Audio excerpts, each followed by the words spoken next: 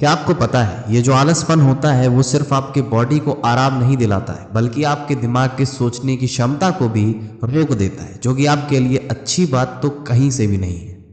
हम हर एक छोटी से छोटी और बड़ी से बड़ी चीजों में आलसपन दिखाना शुरू कर देते हैं। इनफैक्ट हम अपने डेली बेसिस के दिनचर्याओं में भी बहुत ज्यादा आलसी होते जाते हैं और बहुत लोग खुद से रोज कमिटमेंट करते हैं कि मैंने जो आज किया कल मैं ऐसा बिल्कुल नहीं करूंगा, कल मैं बहुत प्रोडक्टिविटी वाला काम करूंगा। पर कल भी उनका ऐसा ही रहने वाला है, वो कभी चेंज होता ही नहीं है ये प्रोसेस। आपको पता है कि आलसी इंसान का पतन उसके हाथों से ही होता है, उसके पीछे सिर्फ वही जिम्मेदार रहता है, ना कि कोई तीसरा इंसान। और दोस्तों ये कोई नए जमाने की बात नहीं है बल्कि करोड़ों साल पहले से ही ये प्रोसेस चलता आ रहा है। ऐसी एक कहानी मैं सुनाऊंगा आपको, गौर से सुनिएगा, बहुत ज्यादा इंस्पिरेशनल है, तो प्लीज शांति से स्टोरी को सुनते रहिए। ये कहानी है एक ऐसे गांव की जहां पे एक राजा रहा करता था। उसके साम्राज्य में सब कुछ परफेक्ट था, कोई भी चीज ऐसी नहीं थी जो बेकार हो, सारी चीजें एकदम बढ़िया चल रही थी, सिवाय एक चीज को छोड़े जो कि थी राजा की आलस करने की आदत। बस यही एक चीज ऐसी थी जो उस राज्य में किसी को भी नहीं पसंद थी, बाकी सारी चीजें मंगलमय हो रही थी उस राज्य में। और उसी गांव से सटी एक नदी भी बहा करती थी जो कि गांव को काफी खूबसूरत बनाती थी, लेकिन वो गांव वालों के लिए एक खतरा भी बनी थी, क्योंकि उस नदी का स्तर कभी भी बढ़ सकता था और वो अगर बढ़ जाती तो गांव पूरा डूब जाता। सारे गांव वाले राजा से कहते हैं कि हमें लगता है कि इस नदी के पानी को दूसरी तरफ रुख देना चाहिए ताकि ये हमारे गांव को कोई भी हानि ना पहुंचा पाए। और राजा था आलसी और राजा उन लोग से कह देता है मैं एक बार देखने आऊंगा, और उनकी बातों को कह के वो वहां से चला जाता है। और फिर राजा इतना आलसी था कि उनकी बातों को सोचने तक का भी उसके पास समय नहीं था, वो सिर्फ आराम करता रहता है।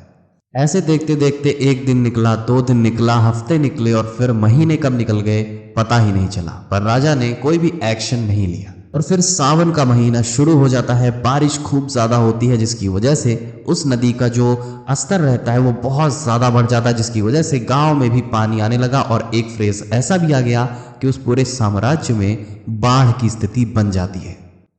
और इसी चक्कर में न जाने कितने घर अपने संग बहा के ले गया, जिसकी वजह से काफी जनहानि हुई, काफी चीजें क्षतिग्रस्त भी हो गई। पर जब तक राजा को ये बात समझ में आई, जब तक राजा की आंखें खुली, तब तक बहुत ही ज्यादा देर हो चुका था।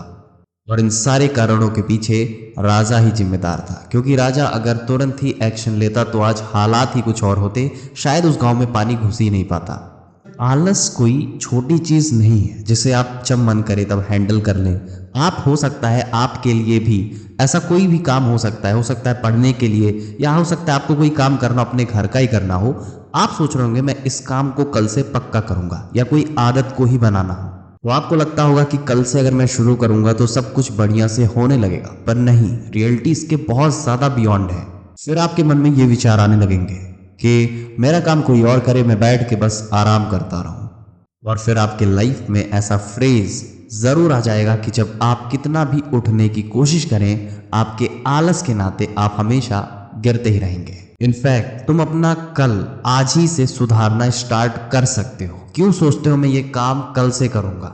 अभी से उसके बारे में एटलास्ट पूरा नहीं तो 1-2% तो उसके बारे में करना चालू करो। इनफैक्ट कर नहीं सकते तो सोचो तो कैसे क्या होगा।